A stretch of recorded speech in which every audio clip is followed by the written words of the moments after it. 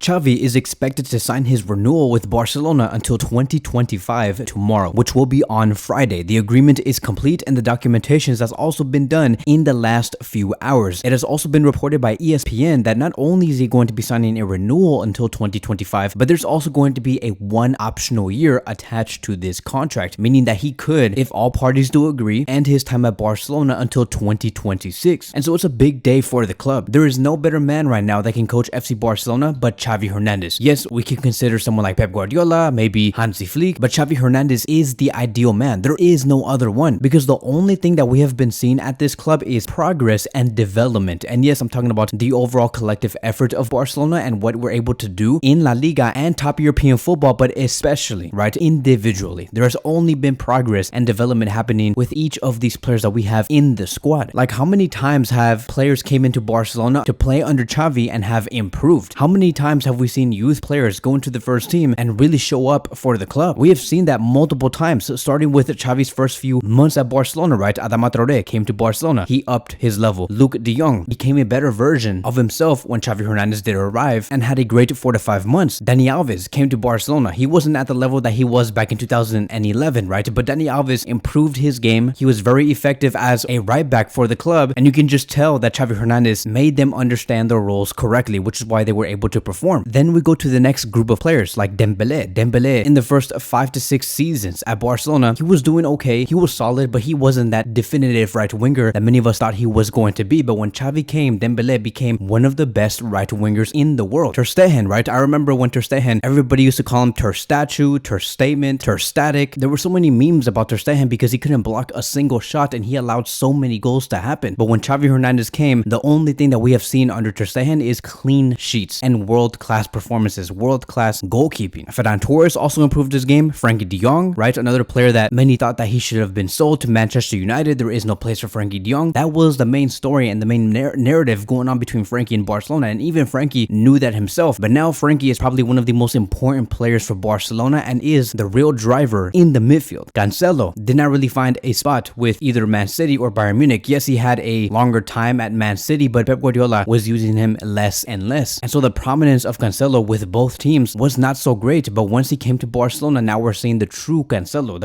We see a world-class Cancelo at this club, and I think that he will continue at this club for many more years. Joao Felix was very, very unsettled at Atletico Madrid and also with Chelsea. There was a lot of untapped potential with Joao Felix, and now he's here at Barcelona scoring goals, providing assists, being one of the main faces of the front three. Then we move on towards the youngsters. Alejandro Balde, who came in from the Barcelona B team. Now Alejandro Balde can be named as one of the top 10 best left backs in the world. We will be talking about more about Balde in a couple of seconds, but let's move on, right? Jules Koundé, another player that is upping his game, probably one of the best center backs in the world, just overwhelming every opposition that he does face. Lamine Yamal came from, I think, Juvenal A, and now he is a very promising player. We'll see how Lamine Yamal does progress through the season. Xavi also became very important, and so you guys understand, right? This whole thing that Xavi has been doing, the impact that he does have at this club. No other coach is able to do that, and that's a good sign that a club has a good coach, is when that coach is improving every player individually in terms of their elite mentality and adding more qualities to their game. So this is giving us an opportunity, my friends, that for Barcelona to plan for a great summer 2024, because we couldn't say that before because we didn't know if Xavi Hernandez was going to go and continue past the summer of 2024. But now, since he's going to be signing a contract extension, now we're going to have to sign players in the summer of 2024 based off Xavi Hernandez's image and who he does want. And we know exactly who Xavi Hernandez does want and who he wants to sign. He wants Kimmich. There has been rumors about Sancho maybe coming to Barcelona. Xavi Hernandez again wants to revive his career like he always does with many players. That's going to be in a whole other separate video regarding Sancho to Barcelona. So let's move forward. Xavi Hernandez has also wanted Zubimendi. Could we see Zubimendi make a move to the club? And maybe, right, just maybe, we could see Xavi Hernandez ask for the signing of Lionel Messi. Not because of his impact on the pitch, but because I think that Xavi Hernandez wants more veterans in the club. Could we see Messi not come in the summer of 2024, but maybe in January 2025 after he has completed 2 seasons at Inter Miami? Something to really consider. So let's move on towards Alejandro Balde, right? Because Alejandro Balde is another player that did sign a contract renewal and he has been presented to everybody in the club, right? He has signed the papers. Joan Laporta was there. Everybody was having like a press conference. They were talking about how happy they were that Alejandro Balde signed a renewal. It's a good time to be a Barcelona fan, right? His release clause is 1 billion euros and it's completely deserved. Now, in the past 2 games, he has not been in his top form. I'm not going to say that Alejandro Balde has been playing bad in the past 2 games, but